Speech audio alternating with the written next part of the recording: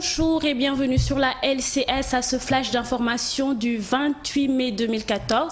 Les 22 étudiants arrêtés risquent 3 mois ferme. C'est la peine demandée par le procureur de la République. La plaidoirie se poursuit hier comme s'il s'était passé le mot. Les grappades d'étudiants issus d'horizons divers ont influé dès les premières heures de la matinée vers le tribunal de Dakar, mais c'était sans compter aux forces de l'ordre qui les avaient précédés sur les lieux avec comme consigne de ne laisser passer aucun étudiant formellement identifié. Ces étudiants souteneurs ont été sévèrement réprimés par les policiers armés jusqu'aux dents à coups de grenades lacrymogènes. Les étudiants souteneurs se sont retranchés alors vers les quartiers environnants de la Médina, Fass et Gueule-Tapée, mais aussi de l'université. Nous allons justement faire le tour de l'université Cheikh Anta Diop de Dakar, devenue depuis quelques jours le théâtre d'une violence qui fait craindre le pire. Rien ne va, rien ne marche. L'effervescence est en passe de prendre le dessus dans ce temple du savoir et abré de la recherche. Depuis le début de la semaine, l'ambiance est nuisible après les affrontements entre étudiants et éléments des groupements mobiles d'intervention. Un tour effectué à l'université par nos reporters permet de dire qu'il n'y a eu aucune amélioration. C'est le triste constat de ce temple. C'est un reportage de Aïcha Cham.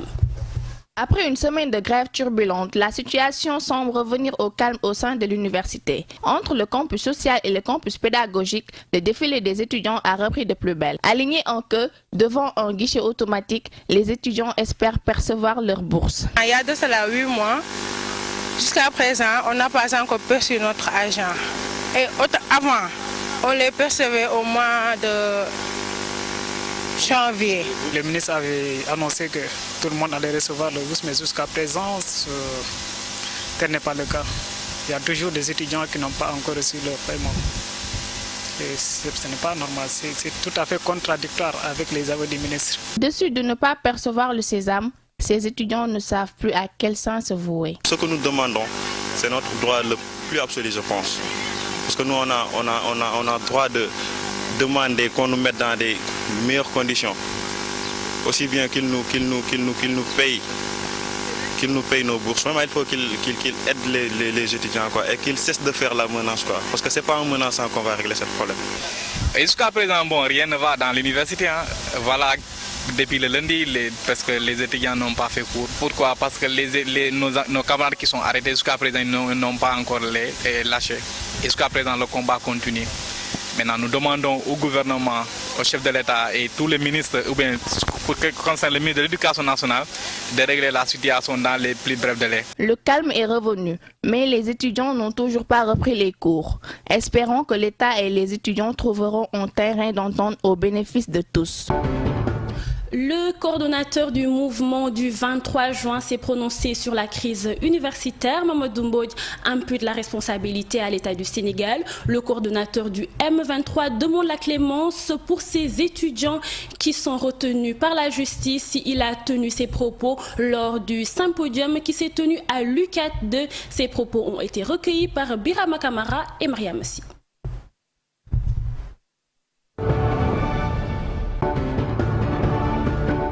Sur la crise actuelle, il faut d'abord indexer l'État. Parce que nous avons dit à plusieurs reprises que si les bourses ne sont pas payées à temps, si les salaires et les impôts ne sont pas payés à temps aux enseignants, il n'y a pas de possibilité de stabilité dans l'espace scolaire. Parce que, et nous le répétons, la violence institutionnelle est la première source de violence. Lorsque vous mettez des jeunes dans une université, vous leur devez le bourse, ils n'ont pas de quoi manger, de quoi acheter des matériels pédagogiques pour travailler, vous exercez sur eux une violence inouïe. Et à un moment donné, la réaction qui va résulter de cette violence institutionnelle ne peut être que violente. Et lorsque à cette violence réactive, vous opposez une violence répressive, vous êtes à l'origine des violences. Et vous êtes le principal responsable. Donc de ce point de vue, je crois qu'il y a quasi unanimité sur la question.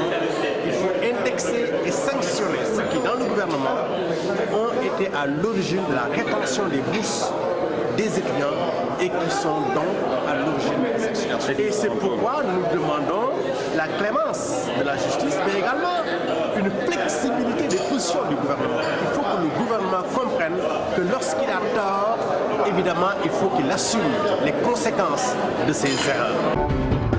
L'État se remplit les caisses. Le Sénégal a reçu du Canada 683 milliards de francs CFA en 50 ans de coopération avec le Sénégal et le Canada, a déclaré hier le ministre de l'Économie et des Finances, ajoutant que pour cette année, le volume d'aide octroyée est de 27 milliards de francs CFA.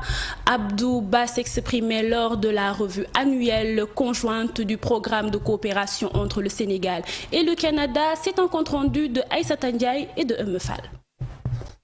Le programme bilatéral entre le Sénégal et le Canada existe depuis 1962 avec une contribution de 11 000 $ canadiens. Ce partenariat s'est intensifié pour atteindre en 2010 environ 1 518 millions de dollars canadiens, soit environ 6 883 milliards de francs CFA. Selon le ministre des Finances, l'aide octroyée par Ottawa s'élève à environ 27 milliards de francs CFA, avec de nouveaux appuis budgétaires dans l'éducation et la mise en œuvre des réformes budgétaires et financières d'un montant de 74 milliards de francs CFA. À cet effet, le Canada a renouvelé sa confiance au Sénégal par 2 financements respectivement dans les secteurs de la microfinance et de la gouvernance pour un montant global de 19,3 milliards de francs CFA. L'aide du Canada au Sénégal se concentre sur les enfants et les jeunes, la sécurité alimentaire et la promotion d'une croissance économique durable, ainsi que sur les thèmes transversaux, notamment la promotion de l'équité de genre s'agissant de la sécurité alimentaire. Il y a eu un accroissement de la production agricole dans la zone des Niayes en Canada et dans la vallée du fleuve Sénégal, ainsi qu'une amélioration des revenus des ruraux. En matière de stabilité macroéconomique, il est à remarquer un appui budgétaire pour un bouclage aisé des opérations financières de l'État. La convention de financement conclue à cet effet pour un montant de 93 milliards de francs CFA représente déjà 86% des engagements de la coopération canadienne dans le cadre du plan Sénégal émergent. Merci à Aïssata Ndiaye. Élection municipale 2014, la coalition citoyenne Mermoz Sacré-Cœur a organisé un meeting à Baobab pour présenter son programme aux populations de la commune. Occasion également de peser de tout leur poids électoral en vue des élections prochaines. Babacar Fall Junior. Presque écœurée par la situation dégradante de leur commune, la coalition citoyenne Mermoz Sacré-Cœur vient de lancer un signal fort à ceux qui depuis longtemps n'ont jamais impliqué les habitants de la commune dans la gestion de leurs affaires. C'est un cri de cœur, c'est en quelque sorte une révolte par rapport à ce qui se passe dans la commune, par rapport à la gouvernance dans cette commune et par rapport au comportement du conseil municipal.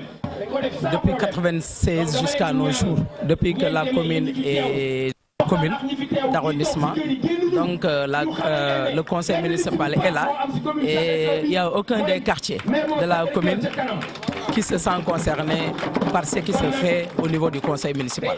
Par ailleurs, cela fait plus d'une année que les citoyens de Mermoz Sacré-Cœur sont assistés par ce mouvement. Aujourd'hui donc, il est temps de prendre en charge les préoccupations des populations sur un autre terrain et avec d'autres moyens. Ce mouvement-là existe depuis 1 an et demi, a fait énormément d'actions dans la commune de Mermoz Sacré-Cœur et a enfin voulu passer à un autre palier en s'engageant politiquement, en s'engageant citoyennement pour pouvoir gérer notre commune. Comme je le dis toujours, quand on est dans une commune où nous nous occupons nous-mêmes du nettoyage, nous nous occupons nous-mêmes de la sécurité, nous nous occupons nous-mêmes du bien-être des populations, mais pourquoi ne pas gérer nous-mêmes notre commune? Cette rencontre est un prétexte pour présenter à l'électorat le programme du mouvement dans tous les domaines. Cet événement que nous avons convoqué a pour objet de présenter et de décliner également nos objectifs, et de décliner également notre projet pour la commune de Mermoz Sacré-Cœur. Nous avons un programme concernant l'environnement, concernant le cadre de vie, la sécurité, l'éducation, Concernant également la santé, au niveau de l'environnement, effectivement, ce que nous allons faire, c'est déjà sécuriser l'ensemble des places publiques qui sont là. Les élections municipales de 2014 seront bien disputées dans beaucoup de communes, surtout avec la présence notée de beaucoup de mouvements citoyens. Par là, nous pouvons dire qu'un message fort est lancé aux hommes politiques. C'était Babacar Fall Junior sur les élections municipales 2014. Nous allons donc laisser tout de suite place à l'actualité internationale avec nos confrères de l'AFP. Revoir les priorités de l'Union européenne. Les 28 ont lancé une consultation en ce sens après la forte poussée des eurocritiques aux élections. Une consultation qui va aussi porter sur les nominations à la tête des institutions. Car il n'est pas sûr du tout que le candidat du parti vainqueur, Jean-Claude Juncker, soit nommé à la tête de la Commission. Bien que le traité de Lisbonne stipule qu'il faille désormais tenir compte du vote des Européens, les dirigeants britanniques, néerlandais, suédois ou hongrois refusent en effet de le soutenir. Combien de chômeurs en avril ? 3 jours après la déroute du PS, que le ministre du Travail François Rebsamen attribue notamment au ras-le-bol des chômeurs, le nombre d'inscrits à Pôle emploi est rendu public à 18 h. Fin mars, il avait atteint un nouveau record à 3 349 000 chômeurs sans aucune activité en métropole. L'évacuation des camps de migrants de Calais a débuté. Beaucoup des Afghans et des Syriens qui souhaitent passer en Angleterre ont quitté d'eux-mêmes leurs abris à l'arrivée des forces de l'ordre. L'évacuation vise notamment à éradiquer une épidémie de gale qui sévit depuis plusieurs semaines. Un retrait par étapes d'ici fin 2016. Barack Obama a annoncé le maintien de 9 800 militaires américains en Afghanistan après 2014, mais un retrait complet 2 ans plus tard. Et il dit vouloir ainsi tourner la page des guerres de l'après-11 septembre. La préparation des Bleus pour la Coupe du Monde débute bien. L'équipe de Didier Deschamps a battu la Norvège 4-0. Le sélectionneur s'est félicité d'une envie et d'une force collective, prévenant toutefois que ses joueurs ne sont pas encore prêts pour le mondial. Il leur reste 3 semaines. C'était donc tout pour ce flash d'information. Merci de nous avoir suivis. À demain à la même heure et toujours sur la LCS.